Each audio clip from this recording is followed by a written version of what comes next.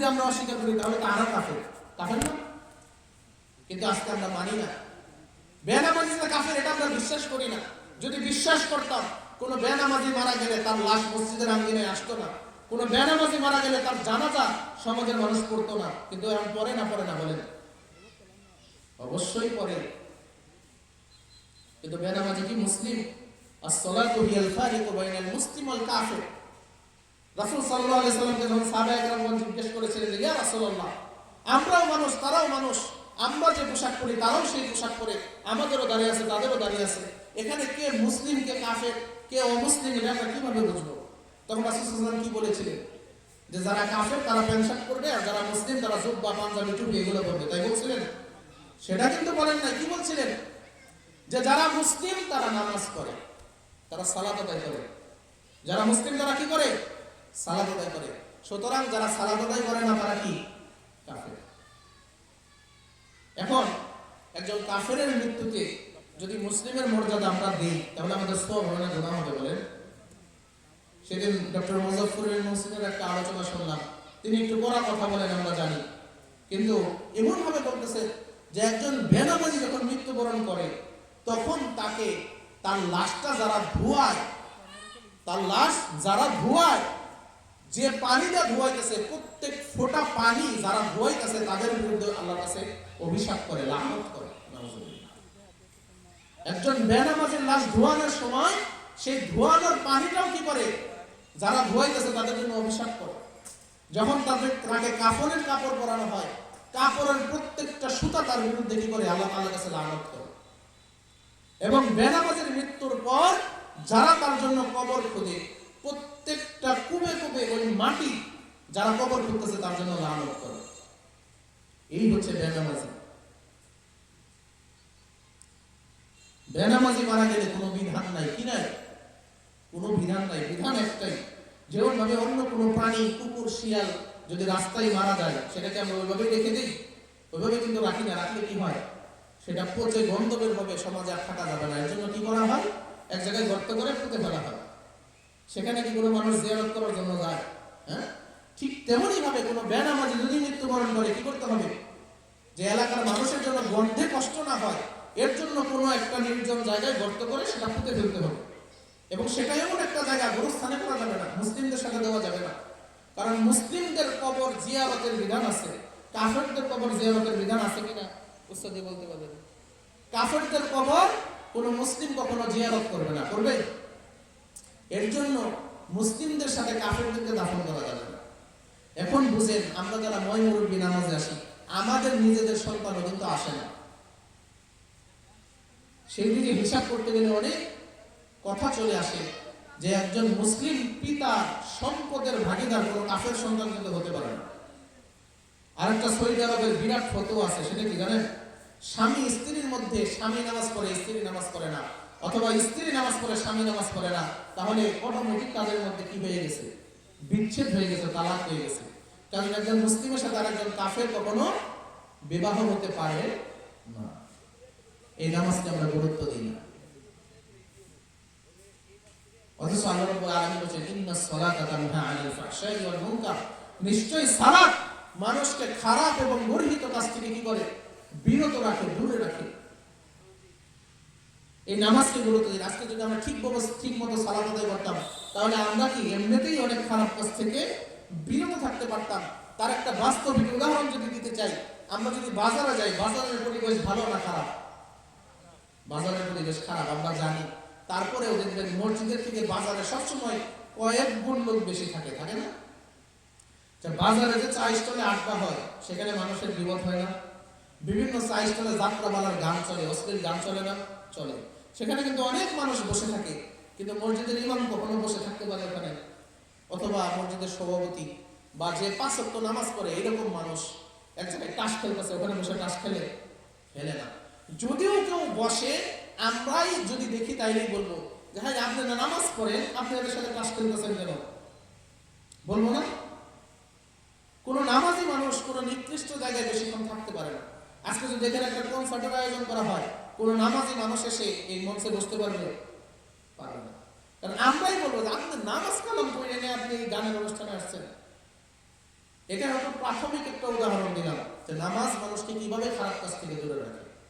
তাছাড়া আল্লাহ তাআলা বলেন ইন্নাস সালাতা তানহা আনিল ফাহশাই ওয়াল মুনকার, নিশ্চয়ই সালাত মানুষকে খারাপ কাজ থেকে বিরত রাখে। এখন যদি আমরা বলি যে অনেকে নামাজ পড়ে আবার সুদও খায়, ঘুষ খায়, কি অনেক খারাপ কাজের সাথে জড়িতও আছে না এরকম, তাহলে আমরা বলবো হয়তো তার নামাজের মধ্যে কোনো ত্রুটি আছে। নামাজ হয় মন থেকে পড়ে না, হয়তো মান সম্মানের জন্য পড়ে, মানুষকে দেখানোর জন্য পড়ে।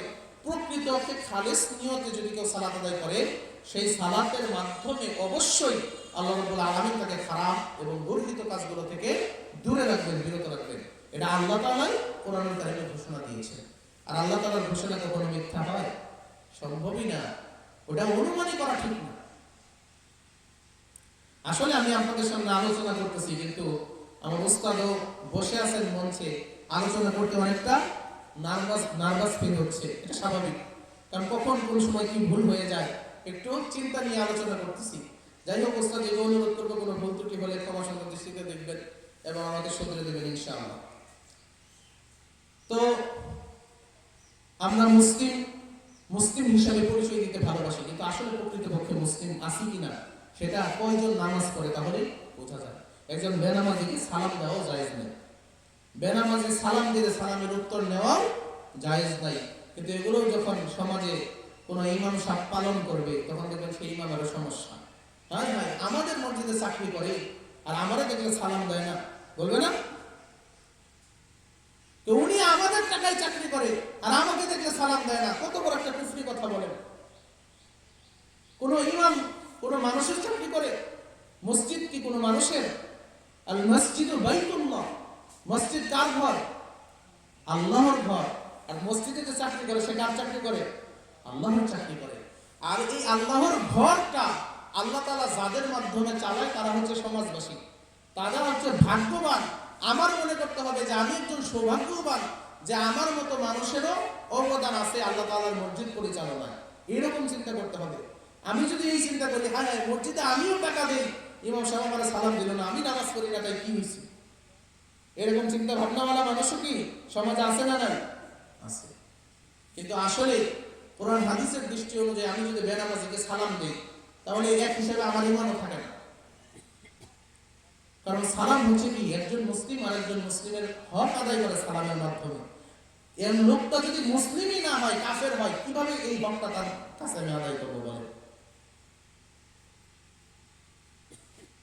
তো যাই হোক, সালাতের বিষয়ে আলোচনা করতে গেলে একটু দীর্ঘ করলাম, কেননা ইসলামের যত বিধান আছে কোন বিধান পালন না করলে সে গুনাহগার। কাফের বলার সুযোগ নাই যে পর্যন্ত অস্বীকার না করবে। কিন্তু সালাত অস্বীকার করার প্রয়োজন নাই, যদি সে আদায় না করে তাহলে কাফের। এই যে তো সালাতকে আমাদের সব থেকে বেশি গুরুত্ব দিতে হবে। আমরা যে রকম পাপ কাজে জড়িত থাকি না কেন, অন্তত পক্ষে সর্বপ্রথম আমি যদি ভালো হতে চাই, আমাকে নিয়ত করতে হবে যে আমার যেন 5 ওয়াক্ত সালাত না ছুটে। অন্যান্য জিনিস পরে দেখবো, সেগুলো পরে। আগে কি করতে হবে? 5 ওয়াক্ত নামাজ আমাদের শুরু করতেই হবে। 5 ওয়াক্ত নামাজ ছাড়া কখনো মুসলিম থাকা যায় না। আল্লাহ তাআলা বলেছেন ইন্নাস সালাতা কানাত আলাল মুমিনিনা কিতাবান মাওকুতা।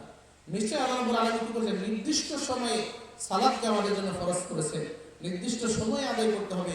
এমন মানুষ আছে আমরা যে প্রত্যেকদিন ফজরের নামাজ 8টা-9টার দিকে পড়ি, বাদ করি না, পড়ি, ঠিক আছে, এইরকম ভাবে আদায় করলে হবে না। রেগুলার ঠিক টাইমে পড়ি, হঠাৎ একদিন দেরি হয়ে গেছে সেটা ভিন্ন কথা, কিন্তু রেগুলার যেন আমাদের দেরি না হয়। আর যেহেতু যারা পুরুষ আছি, আমাদের চিন্তা করতে হবে আমাদের জন্য রেগুলার জামাত না ছুটে। রেগুলার কি না ছুটে? জামাত না ছুটে। আমাদের অনেক মানুষ আছে যারা আসলে নামাজ পড়ে না, কিন্তু মানুষের সাথে আলোচনা করার সময় একটা ভাব নেয় যে মসজিদে আসি না তাই কি হয়েছে, নামাজ বাদ যায় না আমার। সে যদি বাড়িতে নামাজ পড়েও থাকে, সেই নামাজ কাজ হবে না। হঠাৎ কোনো ওজোরের কারণে জামাত ছুটে যাবে, সেই নামাজটা বাড়িতে পড়বেন, কিন্তু রেগুলার বাড়িতে করার সুযোগ অন্তত পক্ষে পুরুষের জন্য নাই। সুন্নত নামাজ বাড়িতে করার কথা বলা হয়েছে, ফরজ নামাজ বাড়িতে করার কোনো সুযোগ পুরুষের জন্য নাই। এটা আমাদের বুঝতে হবে। একটা হাদিস আমরা জানি কিন্তু কখনো উপলব্ধি করি না, যে রাসূল সাল্লাল্লাহু আলাইহি সাল্লাম বলেছিলেন সাহাবায়ে কেরামদেরকে যে আমার মন চায় যে আমি তাদের বাড়ি ঘর আগুন দিয়ে জ্বালিয়ে দেই। তাদের বাড়ি ঘর যারা নামাজের টাইমে মসজিদে জামাত চলে কিন্তু বাড়িতে অবস্থান করে। শুধু দেই না এই কারণে যে সেই বাড়িতে নারী আছে এবং ছোট সন্তান আছে। ছোট ছোট সন্তান এবং মহিলা যদি না থাকতো তাহলে নামাজের টাইমে যারা বাড়িতে নামাজ পড়ে না তাদের কথা না, যারা জামাতের টাইমে বাড়িতে নামাজ পড়ে তাদের বাড়ি ঘর রাসূল সাল্লাল্লাহু আলাইহি ওয়াসাল্লাম জ্বালিয়ে দিতেন। তাহলে বুঝেন জামাতের টাইমে বাড়িতে থাকাটা রাসূল সাল্লাল্লাহু আলাইহি ওয়াসাল্লাম কত পছন্দ করতেন।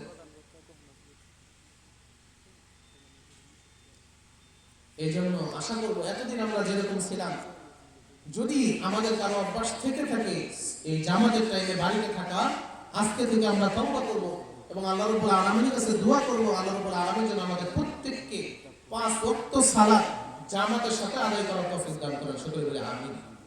এবং শুধু নিজেরা আদায় করলে হবে না, আমি নামাজে যাচ্ছি, আমার সন্তান শুয়ে আছে, আমি যদি চিন্তা করি হায় হায় তাকে ডাক দিলে এখন কষ্ট হবে, সে একটু ঘুমাক, সকালে উঠে স্কুলে যেতে হবে, কোচিংয়ে যেতে হবে, আমি নামাজ পড়ে আসি, সে একটু ঘুম পাবে, এই নিয়ম করা যাবে না। কারণ এখন একটু শান্তির জন্য যাকে ঘুম পাড়তে দিচ্ছি, এইটুকু শান্তির জন্য কিয়ামতের দিন তাকে কি করতে হবে? জাহান্নামের আগুনে জ্বলতে হবে।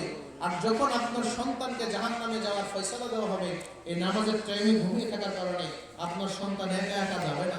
সে কি বলবে যে আমার বাবা গেছে, আমাকে কখনো নিয়ে যায় নাই, আমার বাবাই কোনোদিন নামাজ পড়ে নাই, অথবা আমার বাবা নামাজ পড়েছে আমাকে কখনো মসজিদে নিয়ে যায় নাই, বা আমাকে যেতে বলছে আমি যাই নাই, আমাকে কখনো ধমক দেয় নাই, শাসন করে নাই।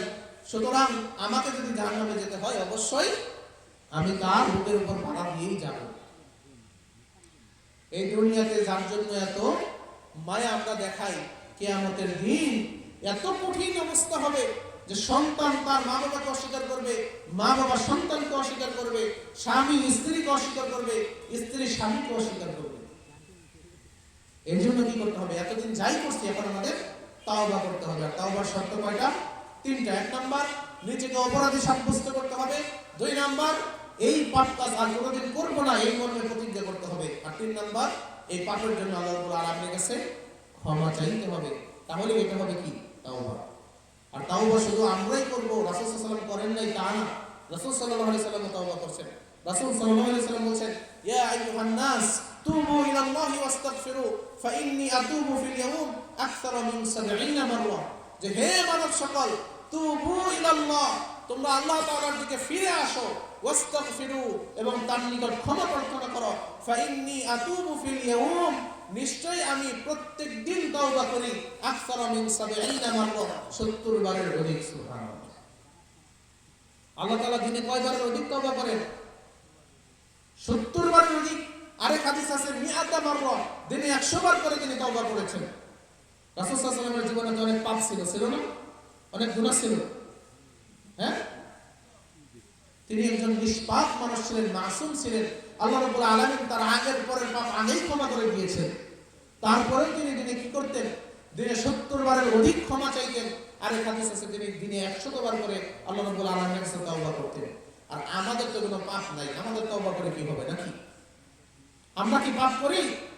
আমাদের কি গুনাহ হয়? মনের অজান্তে কত হয় তার তো কোনো হিসাবই নাই। জেনে বুঝে যে পাপগুলো করি সেগুলোর জন্য তো রাসূল সাল্লাল্লাহু আলাইহি ওয়াসাল্লাম যদি 70 বার তওবা করে থাকে, আমাদের তো দিনে 70,000 বারের বেশি তওবা করা উচিত। কিন্তু আমরা যারা নামাজ পড়ি সালাম ফেরানোর পর যে বলি আস্তাগফিরুল্লাহ আস্তাগফিরুল্লাহ আস্তাগফিরুল্লাহ, ওটা তো আসলে নিজের পাপের কথা স্মরণ করে বলি না। ওটা নামাজে সালাম ফেরানোর পর অভ্যাস হয়ে গেছে আস্তাগফিরুল্লাহ বলে তাই বলি। নিজের পাপের কথা স্মরণ করে কয়বার আস্তাগফিরুল্লাহ বলি?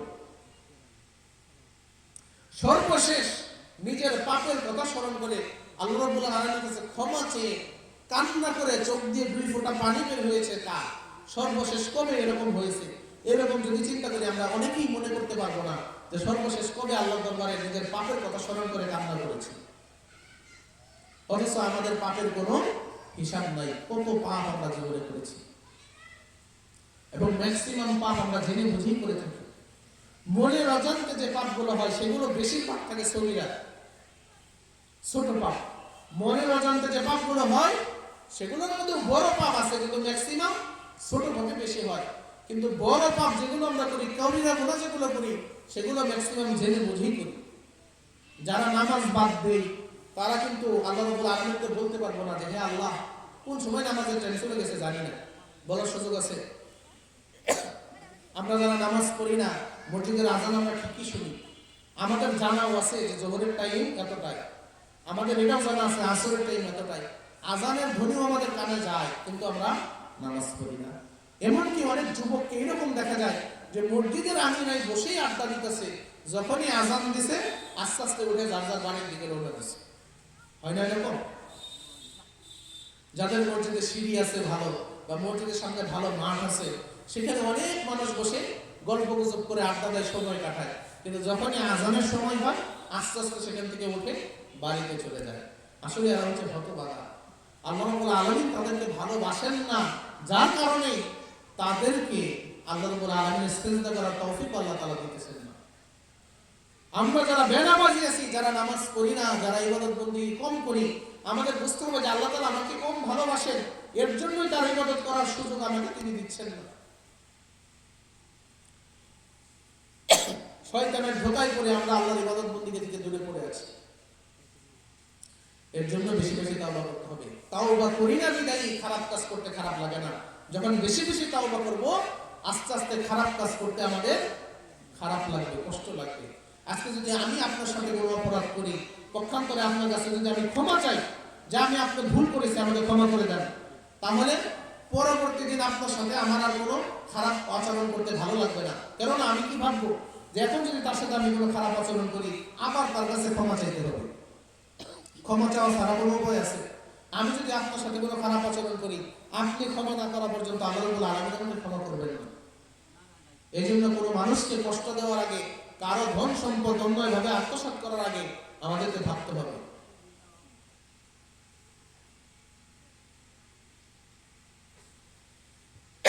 যাই হোক, যেটা বলতে চাচ্ছিলাম যে আমাদের বেশি বেশি তাওবা করতে হবে।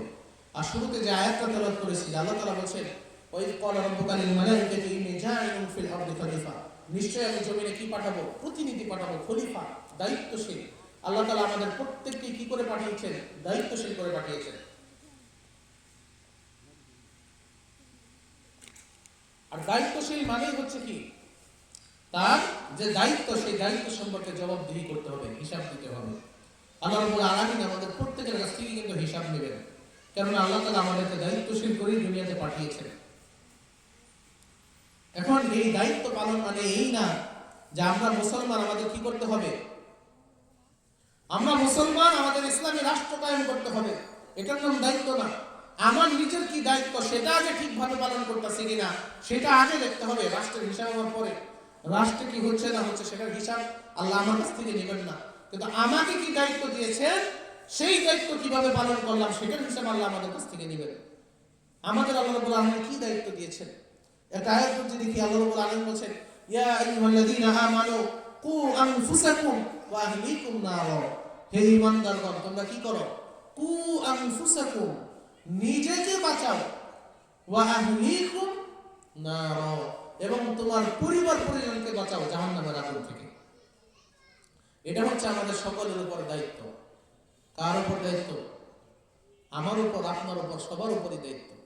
আপনার কোনো পরিবার যদি না থাকে, আপনার নিজেকেই নিজের কি করতে হবে? জাহান্নামের আগুন থেকে বাঁচাতে হবে। যদি বাঁচাতে না পারে তাহলে আপনার সমস্যা আছে। আর যাদের পরিবার আছে, পরিজন আছে, নিজেকেও বাঁচাতে হবে, পরিবার পরিজনকেও কি করতে হবে? জাহান্নামের আগুন থেকে বাঁচাতে হবে। এটার কি আল্লাহ রাব্বুল আলামিনের আদেশ, নির্দেশ। এই নির্দেশটা আমাদের আগে পালন করতে হবে। কিন্তু আমাদের একটা বদ অভ্যাস আছে, আমি কি করলাম সেই দিকে খেয়াল না করে অমুকে কি দোষ করলো সেটা নিয়ে খুব লাফালাফি করি। আল্লাহ তাআলার যে নির্দেশ, এই নির্দেশ যদি আমরা পুঙ্খানুপুঙ্খভাবে পালন করতাম, যে ইয়া আইয়ুহাল্লাযীনা আমানু কু আনফুসাকুম ওয়া আহলিকুম নার, হে ঈমানদারগণ তোমরা কি করো? নিজেকে এবং নিজের পরিবার পরিজনকে জাহান্নামের আগুন থেকে বাঁচাও। এই নির্দেশটা যদি আমরা পালন করতাম, আমরা নিজেরা কোনো খারাপ কাজে জড়িত থাকতাম না। আর নিজের পরিবার পরিজনকে যদি জাহান্নাম থেকে বাঁচাতাম, তাহলে আমার পরিবারের কোনো নারী বেপরদাভাবে রাস্তায় চলাফেরা করতো না। আমার পরিবারের সদস্যরা এই স্টার জলসা, জি বাংলা, আরো যত হিন্দি সিরিয়াল আছে, ভারতীয় নাটকের যে চ্যানেলগুলো আছে, এগুলো বাড়ির ভিতরে চলতে পারতো না। আল্লাহ রাব্বুল আলামিনের কাছে হিসাব দিতে হবে। পুরুষদেরও দিতে হবে, নারীদেরও দিতে হবে। পুরুষদেরকে যদি আল্লাহ রাব্বুল আলামিন ধরে যে তোমাকে আমি পরিবারের কর্তা বানিয়েছিলাম, তোমার স্ত্রী, তোমার মেয়ে এগুলো বেপরদাভাবে রাস্তায় চলাফেরা করেছে, এগুলো কেন করেছে আমার কাছে হিসাব দিয়ে যাও। তোমাকে পরিবারের কর্তা বানিয়েছিলাম, তুমি মসজিদে গেছো ঠিক আছে, তোমার পরিবারের অন্য কোনো সদস্যরা এক ওয়াক্ত নামাজও পড়ে নাই, তুমি এটার হিসাব দিয়ে যাও। তখন দিতে পারবো আমরা? তারপরে আমাদের যারা মা আছে, মায়েদেরকে যদি প্রশ্ন করা হয় যে তোমাকে সন্তান দিয়েছিলাম, তুমি তোমার মেয়েকে কিভাবে মানুষ করেছো, কি শিক্ষা দিয়েছো? কোরআনের শিক্ষা দিয়েছো না কোরআন বিরোধী আইন পাশ করার শিক্ষা দিয়েছো? তুমি তোমার সন্তানকে পর্দা করা শিখিয়েছো না টিভিতে নাটক সিনেমা দেখে সেই নাটক সিনেমার নায়িকারা যেরকম ড্রেস করেছে সেই ড্রেসগুলো কিনে দিয়ে ঈদের দিন পরিয়ে রাস্তায় ছেড়ে দিয়েছো? এই সম্পর্কে যখন প্রশ্ন করা হবে তখন কিন্তু আমরা ঠিকই যাব। মসজিদের সভাপতি সেক্রেটারি যারা আছেন তাদেরকেও প্রশ্ন করা হবে যে মসজিদের দায়িত্বশীল বানিয়েছিলাম, আমার ঘর মসজিদ, সেটা কি কোরআন হাদিস মোতাবেক পরিচালিত করেছো না সমাজের অধিকাংশ মানুষের কথার ভিত্তিতে পরিচালিত করেছো? এটার হিসাব দিতে হবে। মসজিদের যে ইমাম আছে তারও হিসাব দিতে হবে যে তোমাকে মসজিদের ইমাম একটা সমাজের নেতা বানিয়েছিলাম, সমাজের মানুষকে তুমি কোরআন হাদিসের সঠিক কথাগুলো কি জানিয়ে দিয়েছো না তারা ভুল করছে আর তুমি তোমার চাকরি ঠিক রাখার জন্য সেই ভুল কখনো তাদের সামনে উপস্থাপন করো নাই, সব কিছু খালি ঠিক ঠিক বলে চালিয়ে দিয়েছো। ইমামদেরও এটার হিসাব দিতে হবে। আজকে যে আমি এখানে আলোচনা করতেছি, আমিও যদি কোরআন হাদিসের কথা না বলে আপনাদেরকে খুশি করার জন্য কোনো বানানো কথা বলি, আমাকে ওটার হিসাব দিতে হবে। এগুলো যদি আমরা লক্ষ্য করি তাহলে আমরা কখনোই কোনো খারাপ কাজে জড়াবো না এবং আমাদের পরিবারকেও কোনো খারাপ কাজ করতে দিব না। পরিবারের নারী যারা আছে তাদেরকে বেপরোয়াভাবে চলতে দিব না। বিশেষ করে পরিবারের কর্তা যারা, তাদেরকে দৃষ্টি আকর্ষণ করছি যে বর্তমানে যে মোবাইল সেট আমাদের হাতে হাতে চলে এসেছে, আমাদের সন্তানদেরকে দিয়ে রেখেছি, এগুলোর মাধ্যমে কিন্তু সমাজ একদম নষ্টের পথে চলে যাচ্ছে। আপনার সন্তান আপনার কাছে ছোট, কিন্তু মোবাইল ডিভাইসের মাধ্যমে অনলাইনের কল্যাণে সে যে কি করতেছে এটা আপনি নিজেও কল্পনা করতে পারবেন না। যখন অন্য কেউ আপনার কাছে নালিশ করবে আপনার বিশ্বাসই হতে চাবে না যে আপনার সন্তান এগুলোতে কি করে। কিন্তু আজকে হাতে হাতে মোবাইল ফোন দিয়ে রাখছেন, তারা অশ্লীল দৃশ্য, অশ্লীল ভিডিওগুলো দেখে। এবং গেমসের কথা যদি বলি, পাবজি, ফ্রি ফায়ার সহ বিভিন্ন অনলাইন গেমসের আবির্ভাব, এগুলো গেমসে নাকি আবার টাকাও খরচ করতে হয়। মোবাইলের জন্য রিসার্চ করে গেমসের মধ্যে টাকাও রিসার্চ করতে হয়। টাকা রিসার্চ করে করে তারা টাকাগুলো নষ্ট করতেছে। এগুলো খেলে দুনিয়াবি ভাবেও ক্ষতিগ্রস্ত হচ্ছে এবং আখিরাতের জন্য তো ক্ষতি রয়েছে। যে টাইমে একজন মুসলিম সন্তানের কোরআন শিক্ষা করার কথা, সেই টাইমে সেই সন্তান সারাদিন মোবাইল নিয়ে পড়ে থাকে, টেলিভিশন নিয়ে পড়ে থাকে, কোরআন পড়তে পারে না। অথচ আল্লাহ তাআলা নির্দেশ দিয়েছেন উতলু মা উহিয়া ইলাইকা মিনাল কিতাব ওয়া আকিমিস সালাহ। আল্লাহ তাআলা নির্দেশই দিচ্ছেন যে উতলু মা উহিয়া ইলাইকা মিনাল কিতাব, তেলাওয়াত করো, পাঠ করো যে কিতাবটা তোমার উপর অবতীর্ণ করা হয়েছে। রাসূল সাল্লাল্লাহু আলাইহি ওয়াসাল্লামকে বলছেন। এই নির্দেশ তো শুধু নবীর জন্য না, আমাদের সকলকে। এখন যদি আমি বলি যে নামাজের মধ্যে আমরা যে সূরাগুলো বলি, এগুলো বাদে শুধুমাত্র কোরআন পড়ার জন্য নির্দিষ্ট কোনো সময় কি আমাদের আছে 24 ঘন্টার মধ্যে? যে 24 ঘন্টা দিন রাত, তার মধ্যে আমি 15 মিনিট বা আধা ঘন্টা বা 1 ঘন্টা নিয়মিত কোরআন তেলাওয়াত করি, এরকম কয়জন মানুষ পাওয়া যাবে বলেন? কিন্তু আমরা মুসলিম, নিজেকে মুসলিম দাবি করি। কোরআন সবার ঘরেই আছে, মসজিদেও আছে কিছু যেগুলো আর কি ব্যবহারের মতো না, এরকম কোরআনও আছে, অনেক কোরআন হয়ে গেছে। কিন্তু পড়া হয়েছে কয়দিন? প্রত্যেকের বাড়িতেই কোরআন আছে, আছে না? কিন্তু সেই কোরআন আমরা কি করি? সুন্দরভাবে কাপড় দিয়ে পেঁচিয়ে, কেউ তক্তার উপরে, কেউ সানসেটের উপরে, কেউ আলমারির উপরে, কেউ আলমারির ভিতরে সুন্দরভাবে রেখে দিয়েছি। যখন রমজান মাস আসে তখনও অনেকে বের করি না, আবার কেউ কেউ বের করে একটু ঝাড়া পোছা দিই, একটু বসে যখন বুঝি যে আসলে তো পড়তে পারি না ভালো করে, তখন অনেকে একটু আসি ইমামের কাছে যে রমজান মাসটা আমাদেরকে একটু কোরআন শেখান। শিখতে শিখতেই রমজান শেষ হয়ে যায়, আবার কি ওই রকম কাপড় দিয়ে মুড়িয়ে আবার কোরআন যে জায়গায় ছিল সে জায়গায় রেখে দিই 1 বছরের জন্য। হিন্দুদের পূজার মতো, হিন্দুদের যখন দুর্গা উৎসব শুরু হয়, কি তার দুর্গা মূর্তিকে কত সুন্দরভাবে সাজিয়ে মঞ্চে মঞ্চে উপস্থাপন করে, পূজা যখন শেষ নৌকায় করে নিয়ে ধাক্কা দিয়ে পানিতে ফেলে দেয়, ওটার আর কোনো দাম নেই। তা আমরা অনেকটা হিন্দুদের মতো হয়ে যাচ্ছি। অনেকে সারা বছর নামাজ পড়ি না, রমজান মাস আসলে মসজিদে জাগা হয় না। তাও এটা বেশি দিন থাকে না, 5-6 রমজান চলে গেলে আবার আস্তে আস্তে মুসল্লি কমা শুরু হয়ে যায়। আবার সারা সপ্তাহেও নামাজ পড়ি না, তারা কি জুমার নামাজে আসলে মসজিদে জাগা হয় না তাদের জন্য, অথচ ওই শুক্রবারের ফজরের নামাজটাও সে পড়ে নাই। হয় না এরকম? এদের ব্যাপারে আলেম ওলামা কি বলছেন? যারা আল্লাহর ইবাদত করে তারা 5 ওয়াক্ত সালাত আদায় করে। কি করে? 5 ওয়াক্ত সালাত আদায় করতেন। আল্লাহ তাআলা নির্দেশ দিয়েছেন আকিমুস সালাত, তোমরা সালাত কায়েম করো। এটা কার নির্দেশ? আল্লাহর নির্দেশ। সুতরাং যারা আল্লাহর ইবাদত করে তারা 5 ওয়াক্ত সালাত আদায় করে, আর যারা জুমার দিনের ইবাদত করে তারা শুধু জুমার নামাজ আদায় করে। নাউজুবিল্লাহ। এই কথাটা শুনতে ভালো না লাগলেও একদিক দিয়ে দেখেন ঠিক আছে। যারা জুমার দিনের ইবাদত করে, আল্লাহর ইবাদত করে না, জুমার দিনের যে রব আল্লাহ সেই আল্লাহ না, জুমার দিনের ইবাদত যে করে সে শুধুমাত্র জুমার নামাজ আদায় করে। ওই দিন আসরের নামাজও সে আদায় করে না, ফজরের নামাজও আদায় করে না, শুধু জুমার নামাজ আদায় করে। সে আল্লাহর ইবাদত করে না, সে কার ইবাদত করে? জুমার দিনের ইবাদত করে। আর যে ব্যক্তি সারা বছর নামাজ পড়ে না, শুধু রমজান মাসে নামাজ পড়ে, সে রমজানের ইবাদত করে, আল্লাহর ইবাদত করে না। রমজান মাসের যে রব, সেই রবের ইবাদত যারা করে তারা সারা বছরই সালাত আদায় করে, আর যে রমজান মাসের ইবাদত করে সে শুধু রমজান মাসে সালাত আদায় করে। এটা আমার কথা না, একজন মদিনা বিশ্ববিদ্যালয় থেকে ডক্টরেট ডিগ্রি অর্জন করা একজন আলেমের কথা।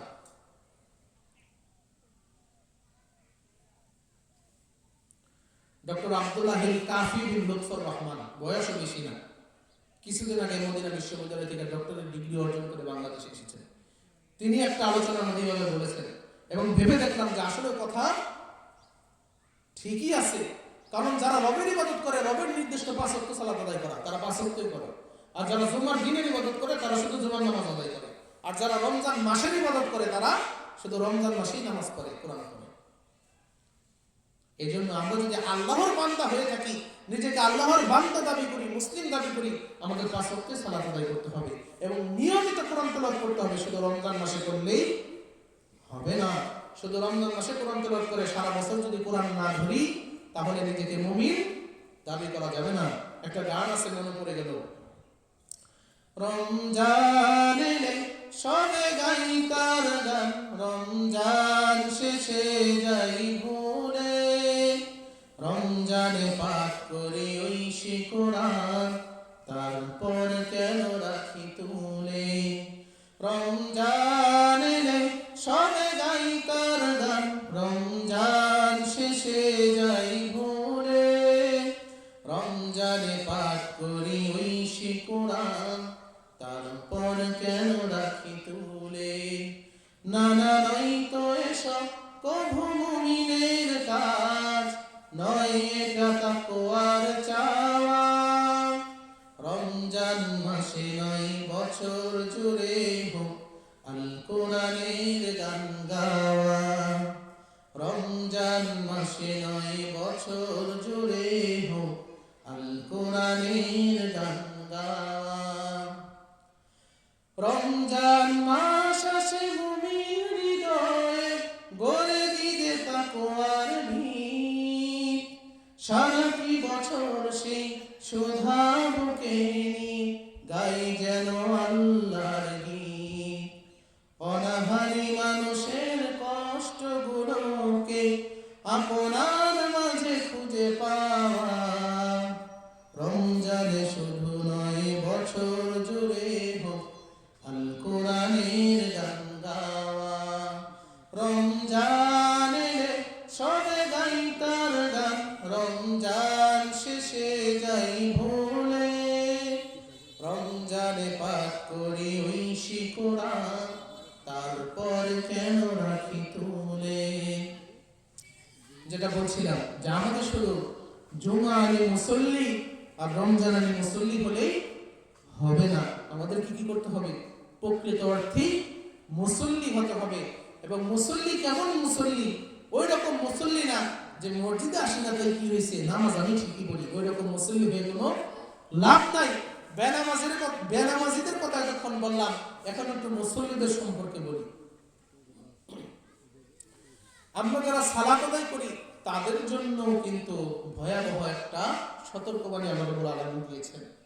আল্লাহ তাআলা কি বলছেন? ফাওয়াইলুল লিল মুসাল্লিন, ফাওয়াইলুল লিল মুসাল্লিন। তার আগে বেনামাজিদের সম্পর্কে আরেকটা আয়াত বলে যে মা সালাকুকুম ফি সাকার ক্বালু লাম নাকু মিনাল মুসাল্লিন, যে জাহান্নামীদেরকে যখন জিজ্ঞাসা করা হবে যে তোমাদেরকে কিসে এই সাকর নামক জাহান্নামে নিয়ে আসলো, তখন কি বলবে? ক্বালু লাম নাকু মিনাল মুসাল্লিন, যে আমরা তো মুসল্লি ছিলাম না। এর দ্বারা আমরা বলি যে মুসল্লি যারা না তারা জাহান্নামে যাবেই যাবে, কিন্তু যারা মুসল্লি তাদের জন্য সতর্কবাণী আছে। আল্লাহ তাআলা কি বলেন? ফাওয়াইলুল লিল মুসাল্লিন, যে মুসল্লিদের জন্য ওয়াইল নামক জাহান্নাম, ওয়াইল নামক শাস্তি। জাহান্নামে যে বিভিন্ন স্তর আছে তার মধ্যে একটা স্তরের নাম কি? ওয়াইল। এই ওয়াইল নামক জাহান্নাম, ওয়াইল নামক শাস্তিটা কাদের জন্য? মুসল্লিদের জন্য। ফাওয়াইলুল লিল মুসাল্লিন। কেমন মুসল্লি? আল্লাযীনা হুম আন সালাতিহিম সাহুন, যারা তাদের নামাজের বিষয়ে কি অমনোযোগী, উদাসীন, যারা তাদের নামাজকে গুরুত্ব দেয় না, আদায় করে ঠিকই গুরুত্ব দেয় না, এরকম মানুষ আছে না নাই? আমরা অনেক মুসল্লি মসজিদে সালাত আদায় করি, এখনো শুরু থেকে শেষ পর্যন্ত নামাজের নিয়ম কানুন ভালোভাবে জানি না, জানার প্রয়োজন মনে করি না। কখনো ইমামকেও বলি না যে আমাদেরকে একটু তাকবীরে তাহরিমা থেকে একদম সালাম ফেরানো পর্যন্ত সুন্দরভাবে শিখিয়ে দেন। এরকম কয়জনে বলি বলেন তো? খুব একটা মানুষ কিন্তু বলি না। অনেক মানুষ আমরা আছি এখনো জানাজার নিয়ম জানি না ভালোভাবে। অনেক মানুষ আছি এখনো ঈদের সালাতের নিয়ম জানি না। অনেক মানুষ আছি তাকবীরে তাহরিমার সময় কিভাবে হাত উঠাতে হয় সেটা আমরা ভালোভাবে জানি না, কিন্তু নামাজ পড়তেছি, কোনো গুরুত্ব নাই, মানে পড়া দরকার তাই পড়তেছি। এরাও কি সালাতের ব্যাপারে উদাসীন। তবে আরেক প্রকার লোক আছে যাদেরকে রাসূল সাল্লাল্লাহু আলাইহি সাল্লামের নামাজের কথা বললে কি বলে? নামাজ আল্লাহর বিধান, আল্লাহর উপর বিশ্বাস করে একভাবে পড়লেই হইল। বিশেষ করে যারা মাযহাব অনুসরণ করে তাদেরকে যদি বলি নামাজের আসল নিয়ম কখনো জানছেন? কয়েক নিয়ম জানা লাগবে না, আল্লাহর উপর বিশ্বাস করে একভাবে পড়লেই হইল।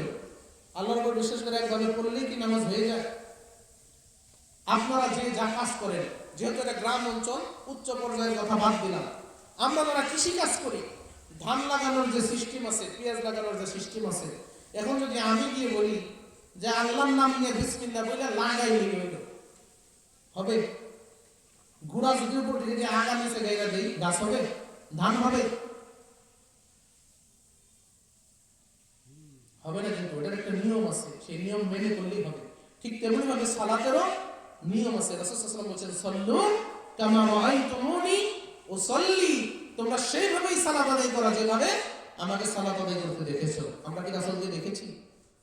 আমরা তো রাসূলকে দেখি নাই, কিন্তু রাসূলকে যারা দেখেছে তারা ঠিকই বর্ণনা করে দিয়েছে রাসূল সাল্লাল্লাহু আলাইহি ওয়াসাল্লাম কিভাবে কিভাবে কি করেছেন। সবকিছু হাদিসে বর্ণিত আছে, আছে না নাই? অবশ্যই আছে। সুতরাং সেইভাবেই সালাত আদায় করতে হবে। এইভাবে সালাতের গুরুত্ব যদি না দিই যে যেভাবে ইচ্ছা পড়লেই হইল, তাহলে কিন্তু সালাতের ব্যাপারে আমরা উদাসীন থেকে যাব। আরেক প্রকার উদাসীন আছে যে নিয়মিত সালাত আদায় করে, জামাতেও আসে, কিন্তু এক দুই রাকাত করে রেগুলারই পায় না, বাড়িতে বসে থাকে। যেমনই 4টায় নামাজ শুরু হবে 5 মিনিট আগে রওনা দিলেই হবে, 5 মিনিট আগে বাড়ি থেকে বের হয়ে ও আমার তো ওযু নাই, ওযু করি, মানে ইচ্ছাকৃতভাবে অলসতা করে দেরি করে 1 রাকাত পাইল না বা 2 রাকাত পাইল না। এরকম মানুষ আছে না? না। কিছু মানুষ দেখবেন রেগুলার 1 রাকাত 2 রাকাত করে পায় না, রেগুলার। এটা হচ্ছে অলসতার কারণে, নামাজের ব্যাপারে উদাসীন, যে যায় জামাত ভুললেই হইল। আজান শুনতেছি, মসজিদে আজান দিতেছে, তারপরেও একটু বিছানায় আমরা অনেকে শুয়ে পড়ি যে জামাতের আরো 15 মিনিট আছে, জানি এরকম নিয়ত করে যাইতে যাইতে 1-2 রাকাত বাদ করে যায়, তাই না? আবার রেগুলার সালাত আদায় করি, মাঝে মধ্যে 2-1 ওয়াক্ত আলসি লাগে যে আজকে বাড়ি কি করি নাই গেলাম। এগুলো নামাজের ব্যাপারে উদাসীনতা। এই উদাসীনতা আমাদের থাকা যাবে না। এই উদাসীনতা যাদের মধ্যে আছে তাদেরকে আল্লাহ রাব্বুল আলামিন সতর্ক করছেন যে ফাওয়াইলুল লিল মুসাল্লিন, মুসল্লিদের জন্য কি ওয়াইল নামক জাহান্নাম, ওয়াইল নামক শাস্তি। আল্লাযীনা হুম আন সালাতিহিম সাহুন, যারা তাদের সালাতের ব্যাপারে উদাসীন, অমনোযোগী, যারা সালাতকে গুরুত্ব কম দেয়। মুসল্লি নামাজ পড়ে কিন্তু গুরুত্ব যারা কম দেয় তাদের জন্য হচ্ছে কি ওয়াইল নামক শাস্তি। সুতরাং আমরা যারা মুসল্লি সবার আগে সালাতকে গুরুত্ব দিতে হবে। ধান লাগাইতেছি, দুই লাইন লাগানো হয়েছে, আজান হয়ে গেছে, বাকিটি পরে লাগাবো, নামাজ পড়ে নিব। কিন্তু আমরা কি করি, ওই যে একটা গান আছে, নামাজকে বলো না কাজ আছে, কাজকে বলো আমার নামাজ আছে। কিন্তু আমরা কি করি, নামাজকেই বলি যে আমার কাজ আছে, কাজ শেষ করে যদি আসতে পারি তাহলে আসবো নামাজ পড়তে। বা নামাজের টাইমে একজন মানুষ মসজিদের সামনে হেঁটে যাচ্ছে, তাকে যদি বলবে নামাজ পড়ে যান, তো ভাই একটা জরুরি কাজে যাচ্ছি। নামাজের থেকে বেশি জরুরি কোনো কাজ দুনিয়ার জমিনে মুসলিমদের জন্য নাই। নামাজ বাদ দিয়ে করার মতো এত জরুরি কোনো কাজ আমার জানা মতে নাই। এতদিন যে পড়ালেখা করছি, সব থেকে জরুরি গুরুত্বপূর্ণ কাজ হচ্ছে কি, সময় মতো সালাত আদায় করা। এর থেকে জরুরি কাজ নামাজ বাদ দিয়ে করার মতো কাজ আমি মনে করি কোনো কাজ এখনো নাই। এই জন্য গুরুত্ব দিতে হবে। ফাওয়াইলুল লিল মুসাল্লিন আল্লাযীনা হুম আন সালাতিহিম সাহুন। এরকম সালাতের ব্যাপারে যদি আমাদের উদাসীনতা থাকে তাহলে ওয়াইল নামক জাহান্নামে আমাদেরকে যেতে হবে। আমরা চাই না যে আমরা নামাজ পড়েও যেন জাহান্নামে যাই, এটা আমরা কেউ চাই। এই জন্য যেহেতু যারা নামাজ পড়ি সব কিছুর ঊর্ধ্বে নামাজকে আমরা গুরুত্ব দেব ইনশাআল্লাহ। আল্লাহ তাআলা আমাদের সকলকে তৌফিক দান করুন, সকলে বলি আমিন। আর আজকের আলোচনায় যারা আসছি আমাদের নিয়ত ঠিক রাখতে হবে। কি ঠিক রাখতে হবে? ইন্নামাল আমালু বিন্নিয়াত। প্রত্যেক আমলই কি তার নিয়ত অনুযায়ী, আপনি যে নিয়তে আসবেন সেই নিয়ত অনুযায়ী আপনি প্রতিদান পাবেন। আপনি যদি মাহফিলে আসেন যে বক্তা অনেক সুর দিয়ে আলোচনা করবে, শুনতে ভালো লাগবে, অন্তরটা ঠান্ডা হয়ে যাবে, এই নিয়তে যদি আসেন অন্তর ঠান্ডা করে কোনো লাভ নাই। আর যদি এই নিয়তে আসেন যে আমি যাবো, যেই আলোচনা করুক না কেন, কোরআন হাদিসের বাইরে তো আলোচনা করার সুযোগ নাই। এই যে আপনাদের মাহফিলের সুযোগ সভাপতি সাহেব এখানে উপস্থিত আছেন না, তার পিছনে কারি মুজিবুর রহমান ওস্তাদ জি আছেন। এখানে বসে যদি কোরআন হাদিসের বাইরে আলোচনা করি সিগন্যাল এসে যাবে যে এগুলো চলবে না, এখানে এটা হিন্দি গান বলা চলবে না। মিজানুর রহমান আজহারির নাম শুনছেন, তার মাহফিলে 25 লক্ষ 26 লক্ষ করে লোক হয় না? কিন্তু দেখবে যে অধিকাংশ সময় গান বইলে সময় পার করতেছে। সেরেক বেদাতের বিরুদ্ধে তেমন কোনো আলোচনা নাই, মানুষের যা ভালোবাসে তাই সেগুলো বলা হয়। তা আপনারা যা ভালোবাসেন তাই যদি আমি বলি লাভ আছে? বরং আমাদের মধ্যে যে ত্রুটি বিচ্যুতিগুলো আছে সেগুলো সম্পর্কে যদি সতর্কতামূলক আলোচনা করি আর সেখান থেকে যদি দুই একজন সতর্ক হন, এটাই হচ্ছে কি লাভ। আমি যে সমাজে বর্তমানে ইমাম হিসাবে আছি, বিড়ি সিগারেট জর্দার বিরুদ্ধে অনেক আলোচনা করছি। কোনো মানুষ সহযোগী খাওয়া বাদ দেয় বলেন, কিন্তু একজন মানুষ আমাকে বলছে যে আপনার আলোচনা শুনে আমি কি করছি, জর্দা খাওয়া বাদ দিছি। এটাই শান্তি। একজন মানুষ তো বাদ দিছে, এটাই কি মনে একটা শান্তি না? এতদিন আলোচনা করছি, আল্লাহ তাআলা একটু হলেও কবুল করছেন। তারপরে কি বাড়িতে বাড়িতে সিন্নি হয়, সমাজ আহলে হাদিস, কিন্তু সব সিলসিলা হলো কি মানিকগঞ্জের পীর সাহেবের সিলসিলা। বাড়িতে বাড়িতে সিন্নি হয়, আর বাৎসরিক একটা সামাজিক ভাবে হয়, সেটার নাম হলো বালা সিন্নি। নাম শুনছেন কোনোদিন? বালা সিন্নি প্রত্যেক বছর কার্তিক মাসে করে। সেই সিন্নি করলে নাকি বালা মুসিবত হয় না। নাউজুবিল্লাহ। এটা কি সুন্নাত না নফল? সরাসরি শিরক। কি শিরক? গত বছর এটা নিয়ে আলোচনা করছি, অনেক আলোচনা করছি, তারপরেও হয়েছে। এই বছর আলোচনা করার সময় একটু কঠোরতা দেখাইছি যে এবার যদি করতে আসে আমরা যথাসম্ভব এটা প্রতিরোধ করার চেষ্টা করবো ইনশাআল্লাহ। কেননা আমরা এতগুলো মুসলিম এই সমাজে বাস করি, আবার নিজেকে আহলে হাদিসও দাবি করি, আর আপনারা এখানে বালা সিন্নির নাম করে আল্লাহ তাআলাকে অপমান করবেন, এটা আমরা মেনে নিব না। এভাবে যখন একটা কঠোর আলোচনা করলাম তখন সমাজের মানুষ এমনিতে কি একটা মিটিং ডাকলো যে আসলেও ইমাম সাহেবকে কঠোরভাবে বললো, এবং আমার সাথেও কিছু মুসল্লি আছে যে জি আমরা এটা করতে দিব না। তখন যারা একটা আয়োজক ছিল তারা স্থগিত করে দিল, যাচ্ছে বাহ বালা সিন্নি বাদ, এই বছর হয়নি, ভবিষ্যতে আমি যদি ওই সমাজে না থাকি আবার যদি চালু হয় সেখানে তো আমার কিছু করার নেই, কিন্তু আমি থাকাকালীন তো বাধ্য হইতে পারছি আলহামদুলিল্লাহ। এগুলোই হচ্ছে মনের প্রশান্তি। আজকে যে আলোচনা করতেছি অনেক কিছু আমরা ভুলে যাব, কিন্তু তার মধ্যে দু একটা জিনিস যদি আপনারা কেউ মনে রাখেন, মনে রেখে যদি আমল করেন নিজেও উপকৃত হবেন, এবং আমি যে বলতেছি আমার বলার মাধ্যমে যদি উপকৃত হয়ে সেটা আমল করেন, আল্লাহ তাআলা এর প্রতিদান আমাকেও কি দিবেন কি দিবেন না? দিবেন। যার মাধ্যমে আমরা কোরআন শিখছি, আমি যদি কোরআন শিখি তিনিও সওয়াব পাবেন, আমার উস্তাদ সওয়াব পাবেন না? আবার আমি সওয়াব পাচ্ছি, আমার উস্তাদের উস্তাদও সওয়াব পাবেন। এর জন্য দেখবেন বেদাতীরা যখন মোনাজাত করে, মোনাজাত করার সময় বলে আল্লাহ এতক্ষণ যা করছি তার সওয়াব লক্ষ কোটি গুণ বাড়িয়ে দিয়ে নবীর রওজা মুবারকে পৌঁছে দেবে, বলে না?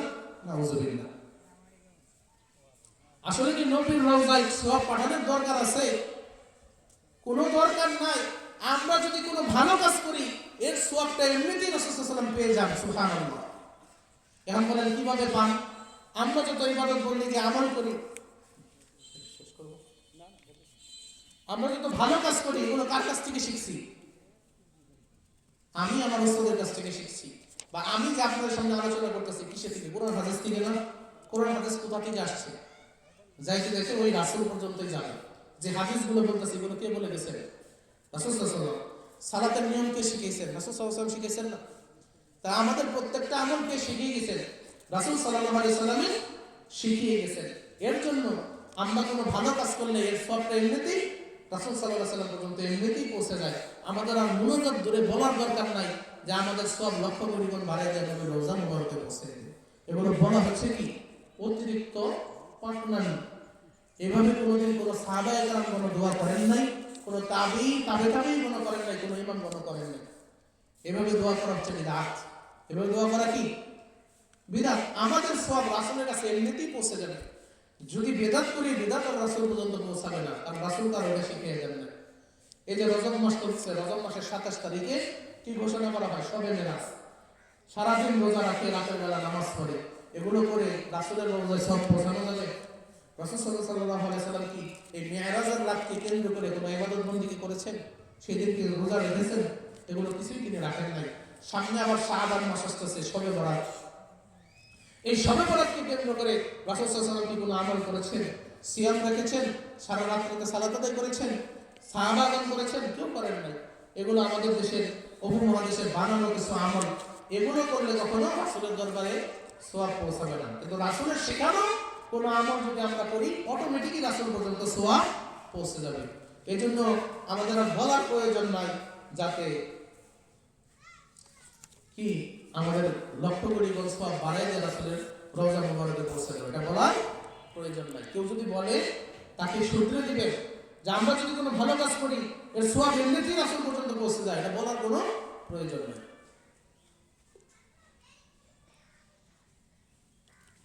কিন্তু কিছু মানুষ জানার পরেও এইভাবে মোনাজাত করে। কি জন্য জানেন?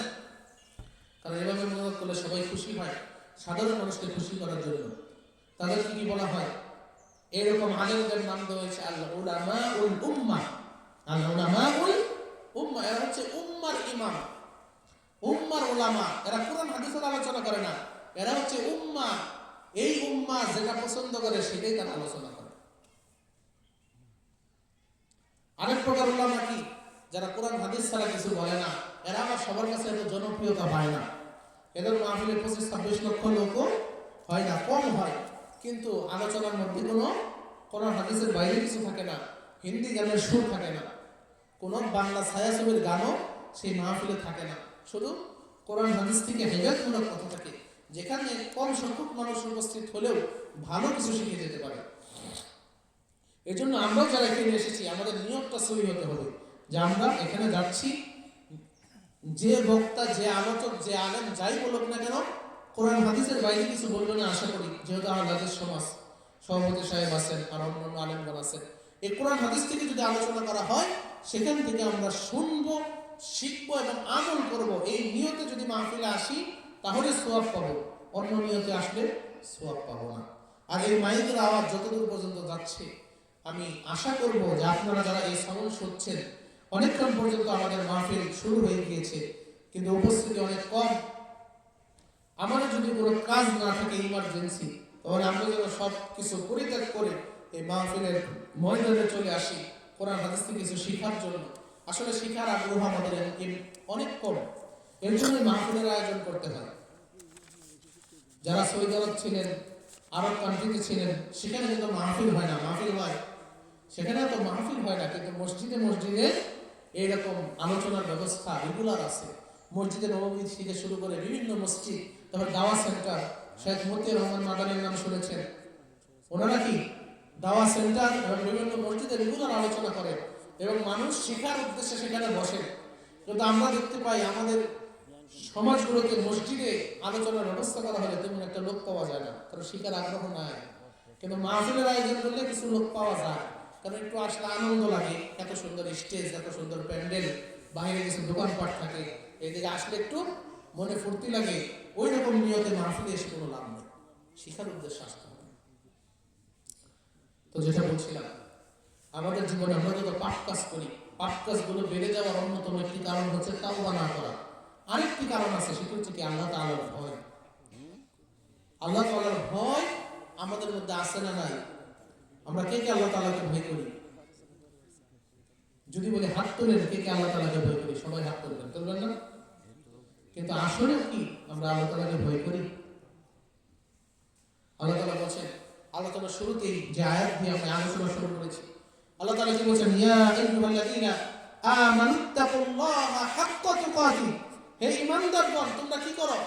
ইত্তাকুল্লাহ, আল্লাহ তাআলাকে ভয় করো, হাক্কা তুকাতিহ, ভয় করার মতো ভয় করো, যথাসাধ্যভাবে ভয় করো।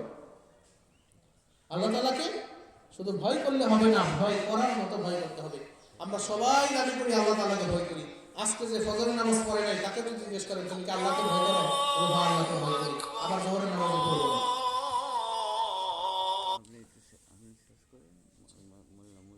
আচ্ছা, তাহলে আল্লাহ তাআলাকে আমরা সবাই ভয় করি, কিন্তু হাক্কা তুকাতিহ, ভয় করার মতো ভয় আমরা কয়জনে করি?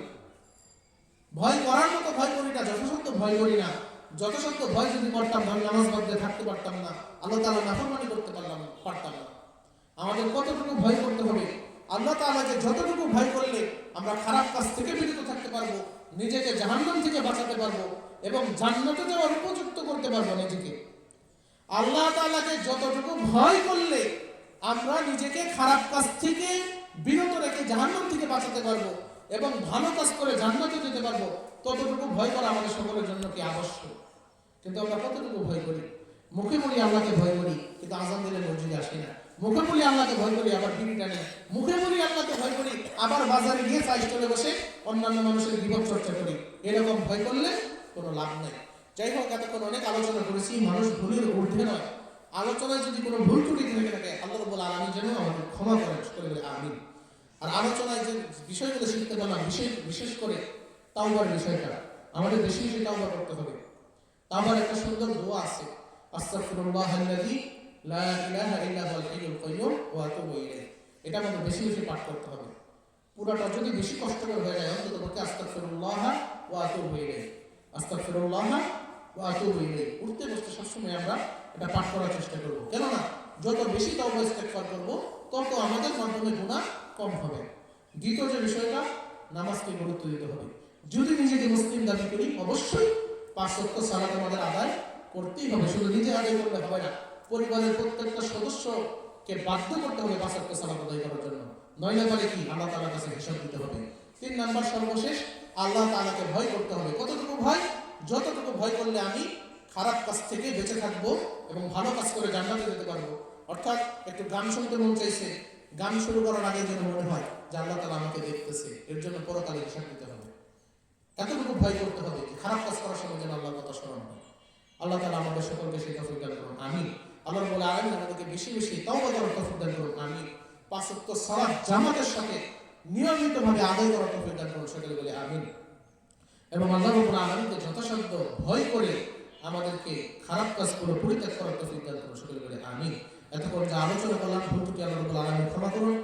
যা শিখতে পেরেছি, যতটুকু বুঝতে পেরেছি, আল্লাহ তাআলা যেন আমাকে এবং আমরা যারা শুনেছি আমাদের সকলকে আমল করার তৌফিক দান করেন, আমিন। আকুলু কাউলি হাযা ওয়াস্তাগফিরুল্লাহ লি ওয়া লাকুম ওয়া লিসাইরিল মুসলিমিন ফাস্তাগফিরুহু ইন্নাহু হুয়াল গফুরুর রহিম। আসসালামু আলাইকুম ওয়া রাহমাতুল্লাহি ওয়া বারাকাতুহু।